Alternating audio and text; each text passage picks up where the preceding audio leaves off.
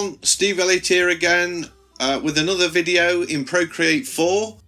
This time I'm looking at perspective tools. I've sort of explored a little bit further in what you can do with digital art as opposed to conventional art, and this painting really required perspective, so I set up a perspective grid, and you find that under the little spanner or wrench icon, and you go to canvas and select perspective, and I've just put a 1-point perspective on there. I didn't explore it much. That's all I needed, just something. I don't know if you can see it, but it's put sort of blue lines, very faint blue lines, offering me a grid to work to, which was great because this painting, as you can see, it's of an arcade in Birmingham. After my recent trip to Birmingham, I was just walking past this arcade. I thought, oh, I like that. I like the architecture, so I took a quick snap of it with my phone. And it definitely requires that the lines follow perspective for it to work. So I thought, okay, I'll give the perspective tool a go. I bought the perspective tool probably about a year ago. It was in some sort of extra part of Procreate. I don't know if it's included in Procreate now or not, or if you still have to purchase it. But it wasn't a lot. It was probably about £1 or something like that. And I used it a little bit to mess about with architecture and stuff. But this is the first time I've used it in a proper sense. I did find that it gave me problems that I relied a lot on the actual grid instead of observation, and I went in. If you look at the pillars, the horizontal support beams, if you like, don't line up with the pillars because I wasn't paying attention to the drawing. I was just using the grid. So after a while I realised that you can't just use the grid on its own. You have to still use your observational skills to get things exactly how they should be. Another thing I did on this painting that I've never done before, I was toggling off layers. So did you see the two people there standing in the foreground? I toggled them off to make them invisible so I could paint the background behind them, and then I toggled them back on again, and I do that a few times. So that's something I've never tried before. I thought, yeah, that's quite a cool effect. Although I suppose it's a bit pointless painting the detail behind them, but I did mirror it and put it on the left hand side, so it did get used. I did feel while I was painting this that I was using quite a bland palette, and the colours, I suppose, are not a million miles away from the photo at this point. So that's all going to change in the future. Now these tables, the grid was very useful for getting them right. I put them in the foreground because the actual painting is cropped to what the photo. If you look at the photo, I've cropped the painting slightly, and I put the tables in right at the front, where is pretty much in line with the guy sitting to the right, which is where they should be. But again, they were on their own layer. I didn't like where they were once I'd done it. They sort of were really encroaching and dragging your eye to them. So here you go, you see I moved them, so I put them pretty much where the tables were that are behind them, the sort of red coloured tables, and moved the sign. And the other thing I didn't like was the colour of the tables. I thought there was a clash there, so I start to change the colour of those in a minute. I was forever toggling the perspective on and off, because you've got on the layer you can put perspective guide on, and it forces your pen along the perspective lines, which was great for getting verticals and horizontals and the perspective lines of the floor and everything as well. But it looked a bit mechanical, so I kept switching them off. to put a more painterly effect on, where it was much more looser brush strokes. Here I do what I do quite often, and I get bogged down with detail on that chandelier, and I sort of zoomed in on the photo and I started to mess about, put little blobs, and I don't really know where I'm going with the colour here, and I put another layer on and I changed it to multiply mode, and in the end I think, what are you doing? Chill out, man. Just crash some colour on there. So and big bold strokes, so I sort of did away with the tiny little specks, and I'm struggling for colour here. I have to say I nearly abandoned this painting 3 or 4 times because I wasn't 100% sure where I was going with it colour wise, and in the end I was really pleased with the finished painting. I was so glad I stuck to it, because I thought I need to get a bit radical. Everything is looking grey and boring, and I wanted to just lift the painting.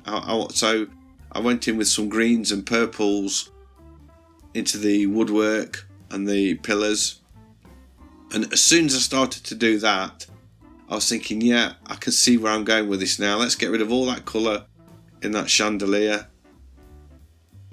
Let's just keep the colour in the beams. And then I put, as you can see now, I created a new layer, and I had 2 layers going. I had one that I set to multiply and another layer that I set to add.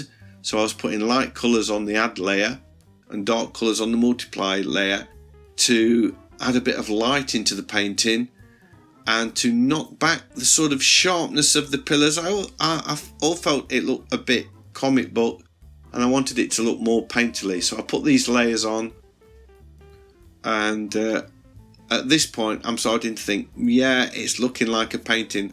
Let's get a little bit of reflection into the floor, and I put a few highlights in the floor. I still hadn't really tackled the people in the painting yet. I got the rush shapes in. I knew where they was going to go. You can see I'd moved the 2 guys in the photo forward, and then I thought, let's have a little bit of detail in the floor. Not a massive amount, just a few diamond shapes. Again, they're on their own layer, and I messed about with these a lot. I put a bit of green in. I thought it would be nice to reflect that colour into the floor and also tie it into the painting a little bit more. A few highlights on the furniture. I didn't do much more work on them, and now I start to go into the people, and I do the guy sat on the bench, and I really like the way these went. I kept them very, very loose, just a few colours, and I used the smudge brush to push colour about a little bit. I was using the blues and the sort of light coloured blues and the greens to reflect in the clothes. Again, tying it all together, continually adjusting the shape. Then I worked on the bench a little bit. I struggled with this to get exactly what I wanted, so I moved it in a little bit, and again I'm on a different layer, and you can see I smudged the layer underneath to get rid of the leg that was sat under the layer. And then I thought, yeah, I know it's dark in the photo, but it's just overpowering the painting, the leg of the chair, so I went in with a bit of purple. Then I started doing these sort of cartoon-like faces on the 2 guys carrying the shopping. I thought one of them was carrying a can of beer, but in actual fact it was a carton of coffee when I zoomed in on the photo, which was pleased about, because I didn't want somebody carrying alcohol around in my painting, really. I enjoyed doing these faces. I didn't want to get a likeness of the people. I didn't know who they were. I just wanted an impression to give you an idea of what they might look like. And there was something really funny going along with that guy's body, so I had to just tweak it a little bit. I used the select tool to crop him and then stretch him a bit.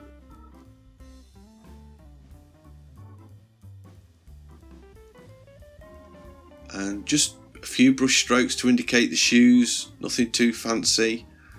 A little bit of detail going in on the face there, but just a dab here and a dab there, carefully thought out, of course, you know, nothing randomly placed, but just nice and loose.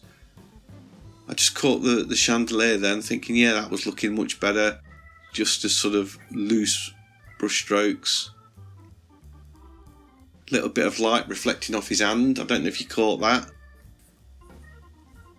There it is again. This guy was wearing glasses, so, you know, I didn't particularly paint the glasses. I just pushed the colour around. I put a couple of lines in and pushed the colour around. He was smiling in the photo, and I tried to capture a smile on him, but I don't know if I achieved that or not. Probably not.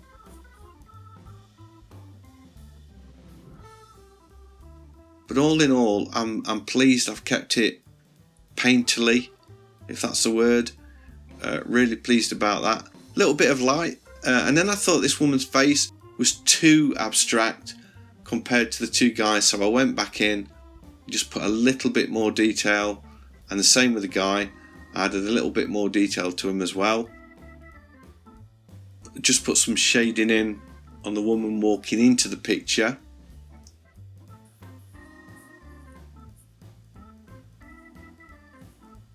A few shadows under the feet, a few more tiles I thought would have gone amiss on the floor, so I added those and then scrubbed them out again. You notice I've put some horizontal lines in as guides, so I created a layer for that to put some more diamonds in. I'd got the perspective tool switched back on again, not on the layer guide though, just so I could see it, otherwise it would have stopped me drawing the diamonds.